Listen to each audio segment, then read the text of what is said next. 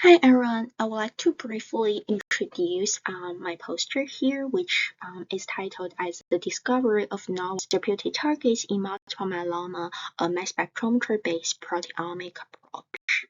The multiple myeloma is characterized by the malignant proliferation of the plasma cells in the bone marrow, ranked as the second most predominant blood malignancy.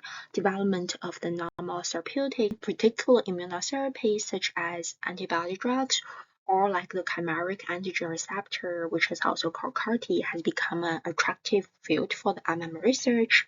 And specifically, this study, we're focusing on the identification of the membrane proteins that could serve as potential targets to pioneer the future progression of the CAR-T treatments.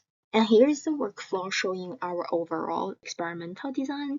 So in this study, we're using a tandem mass tag-based global proteomics to try to profile those different proteins we can find in the primary cells for the patients. Once we have the data, this will be further refined to look at specifically the surface proteins by the incorporation of a database called surface DNA. In addition to the global approach, we also employed a targeted approach using what is called the multiple reaction monitoring assay, where we want to provide a more confident quantification for those differentially expressed surface proteins we identified from our global approach. And here comes to the results here.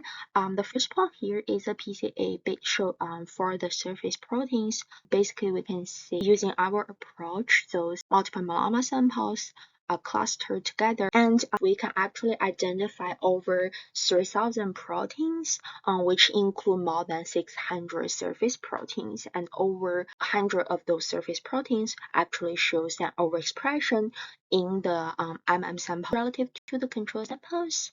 And also many of the canonical such as the CD38 and also the SDC1 for the multiple myeloma are also identified in our cases. In addition, in the targeted assay, we also see intense peaks for the peptides of the proteins we want to target there, which potential of those targeted assay for the accurate quantification of the proteins in our future clinical samples. In the future directions, we would like to expand our current research into the incorporation of data-independent acquisition method, where we would like by the use of this method to improve the annotation of the proteins and then try to identify more novel therapeutic markers from surface proteins.